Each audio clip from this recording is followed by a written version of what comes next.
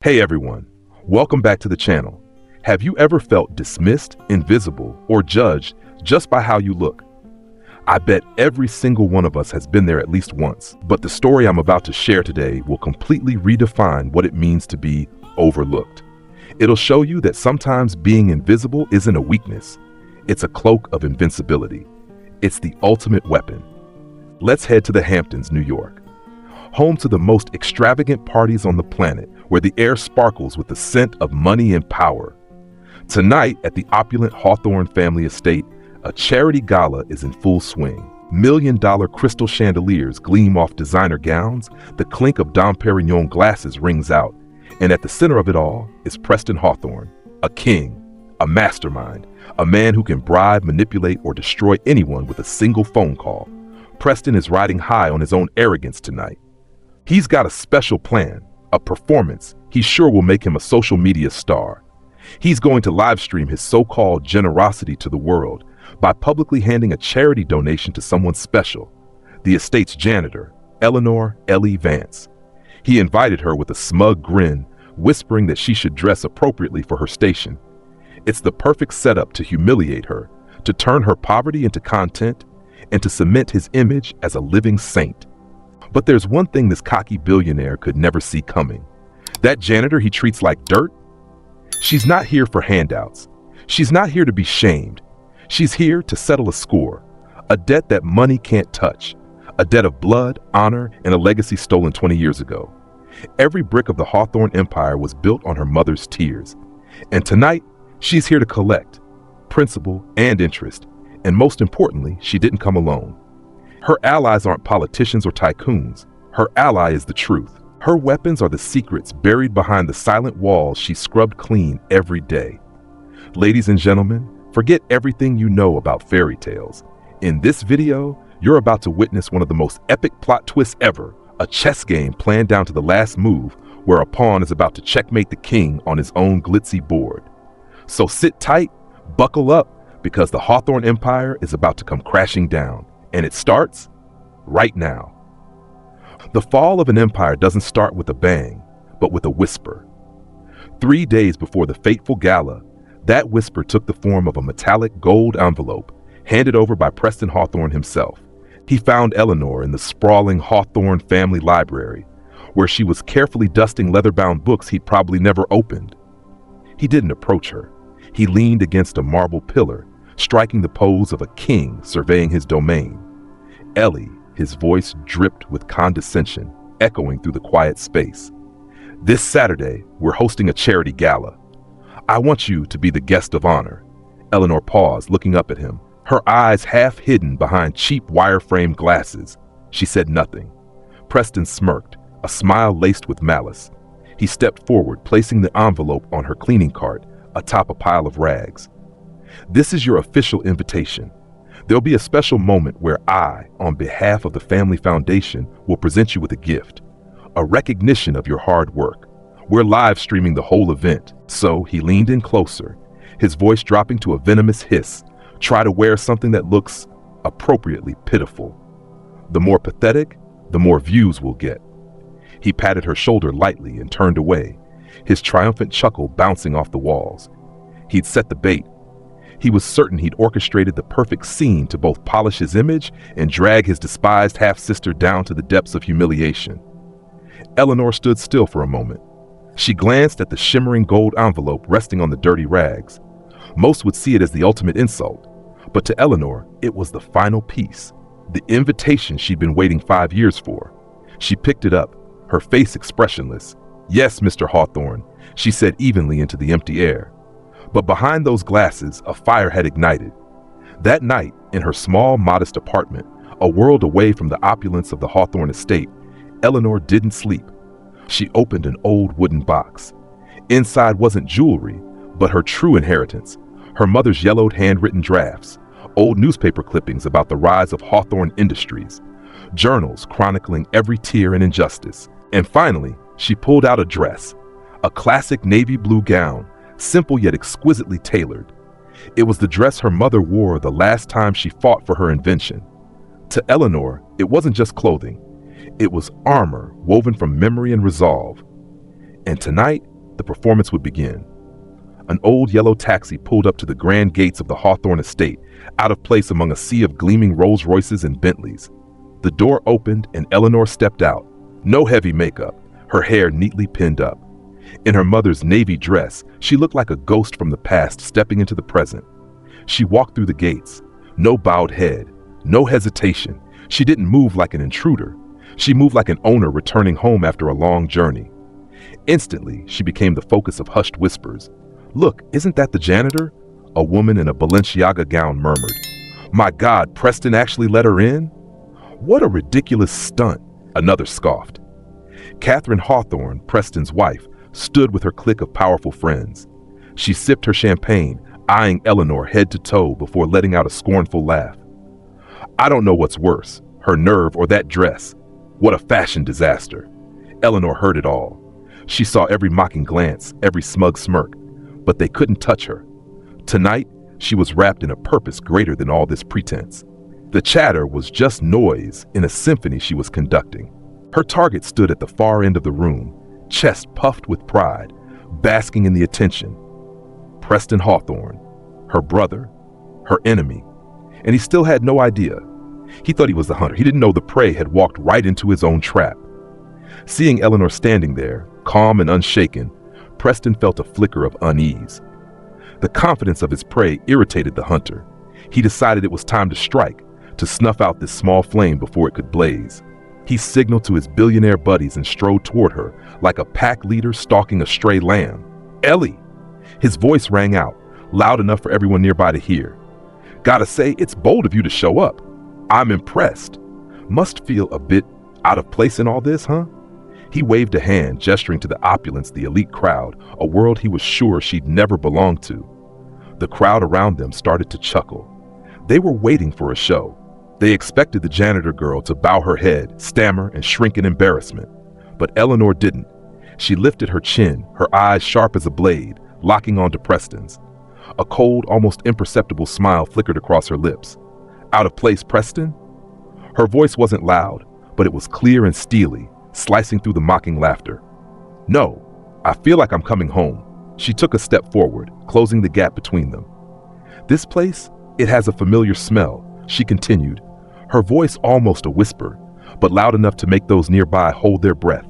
The smell of grand ambitions and buried secrets. The smell of things stolen. Her final words landed like a boulder. The smile on Preston's face froze.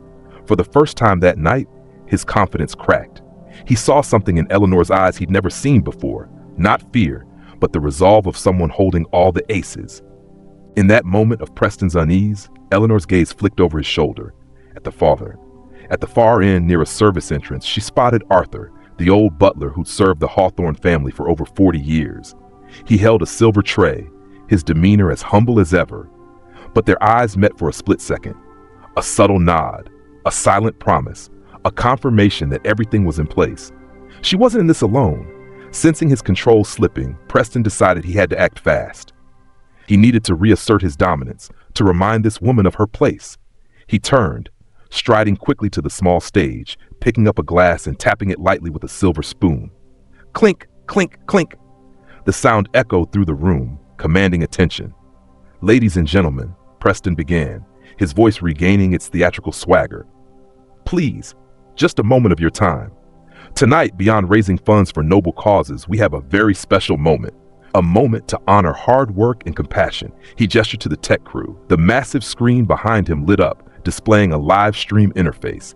Viewer numbers surged. 1,000, 5,000, 10,000. Professional cameras zeroed in on the stage. Today, Preston continued, his voice dripping with drama. "We want to celebrate a woman with a heart of gold who's quietly dedicated herself to this estate. Please join me in welcoming to the stage Miss Eleanor Vance." Every spotlight swung to Eleanor. Every eye locked onto her.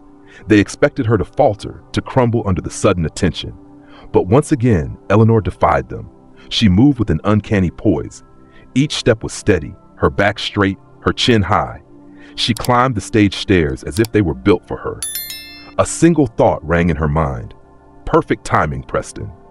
Thanks for setting the stage for me." Preston handed her the microphone with a smug grin, whispering just for her, Say something real touching now. Eleanor took the mic. She drew a deep breath, looking out at the crowd, into the cameras broadcasting her image worldwide. A hush fell over the room. Thank you, Preston, she began, her voice calm and clear, for giving me this opportunity. She paused, letting the anticipation build to a fever pitch. But I think, she continued, you should have introduced me more accurately. Preston's brow furrowed. My name is indeed Eleanor Vance, she said, staring directly into her brother's eyes. But that's not the whole story. She turned to the cameras, a cryptic smile forming. My full name is Eleanor Vance Hawthorne, your half-sister. The room exploded. A collective gasp rang out. On the live stream screen, comments flooded in like a tidal wave. And on the stage, Preston Hawthorne's smile shattered into a mask of shock and raw fury. His performance was over. Hers was just beginning. For a moment, the entire hall seemed to hold its breath. Then it erupted. Whispers turned into open chatter. Phones, initially raised to mock, now recorded every second of a scandal for the ages. On the live stream screen, comments poured in at breakneck speed, filled with shock emojis and rapid-fire questions. Preston Hawthorne stood frozen, his once smug face now a mess of disbelief and rage. He'd lost control. His performance had been hijacked by the very side character he'd planned to use as a punchline. Insane! You're insane, he roared, pointing at Eleanor. Security! Get this lunatic out of here! She's just a disgruntled employee trying to grab attention with ridiculous lies. He was scrambling to spin a new narrative, one he could still control, but it was too late. Eleanor stood steady in the eye of the storm, the microphone in her hand, now a scepter of power. She let Preston's outburst fade, let the crowd's chaos peak, then spoke with measured calm. Her voice carried a weight that couldn't be ignored. Insane? Is that the word you use for people who speak the truth you want buried, Preston? She asked, her voice echoing through the sound system, drowning out all other noise. She turned to the camera lenses, as if addressing every one of the tens of thousands watching live. The truth is, I'm a Hawthorne, but that's not the biggest secret being uncovered tonight. She faced Preston again, her gaze burning into him. Tell them, big brother. Tell them why you're so scared. Is it because you're afraid they'll find out that your entire empire, Hawthorne Industries, your pride and joy, was built on a lie? Preston stepped back. What nonsense are you spouting? I'm talking about legacy. Eleanor's voice sharpened. I'm talking about H Polymer 27, the compound that revolutionized an industry and built your billion-dollar fortune. A genius invention, but it wasn't yours. She paused, letting each word sink into the minds of the investors and partners in the room. It was my mother's invention, Evelyn Vance, Eleanor declared, her voice catching with emotion but still fierce. A woman you cast aside. A woman whose life's work you stole, patenting it under your name after our father died. You didn't just rob me of my inheritance, you erased my mother's name from history. Preston, now pale as a ghost, shouted in desperation. Where's your proof? You've got nothing. It's all lies from a jealous nobody. That was the line Eleanor had been waiting for. A near triumphant smile flickered on her lips. Proof? I'm glad you asked. She didn't reach for her small clutch. Instead, she slowly turned her head toward the massive oak doors at the far end of the hall. As if on an unspoken cue, those heavy doors, silence gripped the room again. But this time, it was the silence of tense anticipation. Two people stepped in. The first was an older man in an expensive Savile Row suit, carrying a leather briefcase. New York's financial elite recognized him instantly.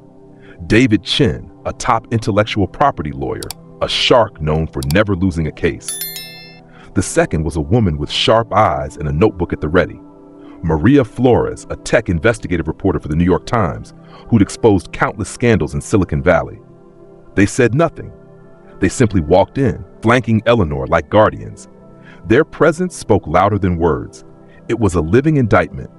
It transformed Eleanor's words from a tragic family tale into a meticulously planned legal and media assault. Preston Hawthorne looked at them, then back at Eleanor. He finally understood. This wasn't a spontaneous outburst of anger. This was an execution. And he was the one about to face the guillotine he'd built himself. The air in the hall grew thick, almost suffocating. The presence of lawyer David Chin and reporter Maria Flores had turned a party stage into a courtroom. Preston Hawthorne, once the hunter, was now the defendant in the trial of his life, broadcast live to the world. David Chin stepped onto the stage. He didn't glance at Preston. He faced the crowd, the cameras, and spoke with a voice calm and precise as a surgeon's scalpel. Ladies and gentlemen, he began. What Eleanor Vance Hawthorne has just said isn't an accusation. It's the truth. And the truth always comes with evidence. He opened his leather briefcase and carefully pulled out a plastic-protected stack of documents. In my hand, he said, holding it up, is the original manuscript of the Flexible Polymer Compound Project, handwritten by Dr. Evelyn Vance in 1999. It contains over 200 pages of notes, formulas, and test results. We have certifications from 3 independent scientists confirming that the core structure of H-polymer 27, patented by Hawthorne Industries in 2004, matches this research exactly. He placed the documents on a nearby table like a piece of evidence. Mr. Preston Hawthorne's patent was filed 5 years after these notes were completed. Next, Maria Flores stepped forward, holding a tablet. As journalists, our job is to verify, she said. Over the past 3 months, we've conducted an extensive investigation. We have sworn statements from 2 of Dr. Evelyn Vance's former colleagues who witnessed her present this project. We also have a signature analysis from a leading expert, concluding that Henry Hawthorne's signature, their father's, on certain ownership transfer documents used by Preston was forged. Each word they spoke drove another nail into Preston's coffin. He no longer shouted. He stood there, trembling, sweat pouring down his forehead. Eleanor stepped forward again, reclaiming the spotlight. Her eyes no longer held a warrior's coldness, but a daughter's sorrow. You took everything, she said, her voice catching. When my mother died in that rundown rented apartment, it wasn't just illness that killed her. She died of a broken heart, believing the world had forgotten her, believing her life's work was meaningless. You didn't just steal an invention, you stole a mother's last hope. She looked straight at Preston, tears streaming down her cheeks. And to make sure no one could hear her voice again, you did this. She held up her phone, and finally, your own confession. She pressed play. Once again, the recording echoed through the hall, but this time it was even more damning. Now the crowd knew the context. They knew that girl was Eleanor's mother. They knew the legacy was the foundation of an entire empire. Preston's smug, ruthless voice became his own death sentence. When the recording ended, no one spoke. The silence was so heavy you could hear your own heartbeat. Then, from outside, flashing red and blue lights began to spill through the grand windows. The wail of sirens grew closer. The police had arrived.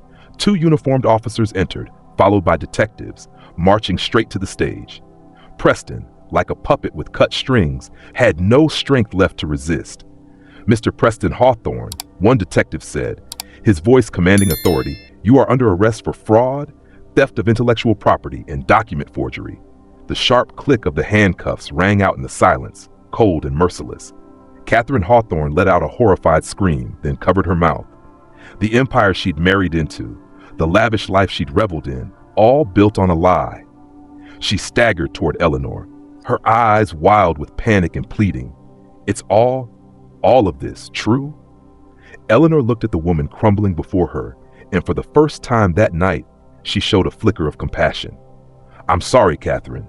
You were his victim too. Meanwhile, another kind of chaos erupted in the crowd. Investors and business partners shouted into their phones, Sell! Sell all the Hawthorne stock, now! On the live stream screen, beside Preston's arrested face, a stock chart appeared, showing a red line plummeting straight down. Preston was led away, passing the very spot where, hours earlier, he'd stood mocking his sister. As he passed Eleanor, he paused, his eyes hollow. You ruined me. Eleanor met his gaze, wiping away her last tear. No, Preston, she replied. You ruined yourself 20 years ago. I just came to turn on the light so everyone could see. He was escorted out, disappearing through the doors. Eleanor stood there amid the chaos of a crumbling empire. And for the first time in 2 decades, she felt the weight lift from her shoulders. The fight was over. Justice, though delayed, had finally been served. 1 year later, the atmosphere inside the Hawthorne Industries tower has transformed. The old, pompous brass sign has been replaced with a sleek, modern logo, Vance Hawthorne Innovations. Inside, the dark, stifling offices have given way to open, light-filled workspaces, The walls no longer display Preston's smug portraits, but showcase community projects, honored employees, and a large, dignified photo of Dr. Evelyn Vance in the main lobby. Eleanor, now CEO, walks down the hallway. She's no longer in her mother's dress or a janitor's uniform. She wears a tailored suit, but her eyes still hold the same warmth and resolve. She pauses at a young engineer's desk, listening intently to his new idea with focus and respect. She's no longer a shadow in this building. She's its soul. And those who once dismissed her, their fates are sealed. Preston Hawthorne was sentenced to 40 years in prison without parole, convicted of fraud, intellectual property theft, and perjury. The empire he built on lies collapsed. His personal assets were liquidated to compensate shareholders and establish the Evelyn Vance Innovation Fund, supporting young female scientists. From a king, he became a number in the prison system, forgotten by the world he once manipulated. Catherine Hawthorne, his ex-wife, divorced him soon after. She and her children moved to another state, taking her maiden name, starting fresh, far from the Hawthorne stigma. A few months ago, she sent Eleanor a brief letter, not to beg, but to thank her. "You could have destroyed my children too," she wrote, "but you chose not to. I'll never forget that kindness." As for Arthur, the loyal butler, he retired. He now lives peacefully in a small seaside cottage, tending his flower garden each morning. On his fireplace sits a postcard from New York, showing the Vance Hawthorne Innovations building, with a handwritten note, "Thank you for keeping the flame alive, Ellie." Under Eleanor's leadership, the company didn't just recover, it thrived. Productivity soared, driven not by fear, but by respect. Fair wages, robust benefits, and open advancement opportunities made it one of the best workplaces in the country. One late autumn afternoon, Eleanor drove out of the city. She arrived at a quiet, tree-shaded cemetery. She found a simple but well-kept grave, etched with the name Evelyn Vance. She knelt, gently placing something on the headstone, not flowers, but a copy of the reissued H. Polymer 27 patent. This time, the inventor line read, "Evelyn Vance and Eleanor Vance Hawthorne." "We did it, Mom," she whispered, her voice trembling. "They couldn't erase your name. Now the whole world knows you. Your legacy is safe." She lingered there, letting the autumn breeze carry away 20 years of grief, leaving only peace. Weeks later, in a nationally watched interview, reporter Maria Flores asked her one final question. "You've been through the unimaginable. What's your advice for those out there feeling small, wronged, and ignored?"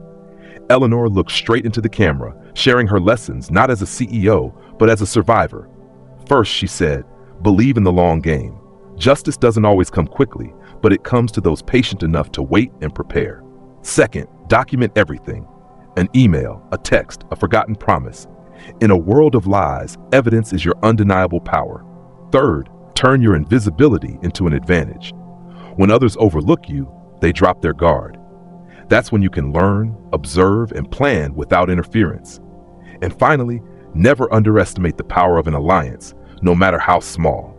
Sometimes you only need one person to believe in your truth." She smiled, a genuine, warm, confident smile. Real power isn't about crushing your enemies. It's about building something better from the ashes. And the greatest legacy any of us can leave is the truth.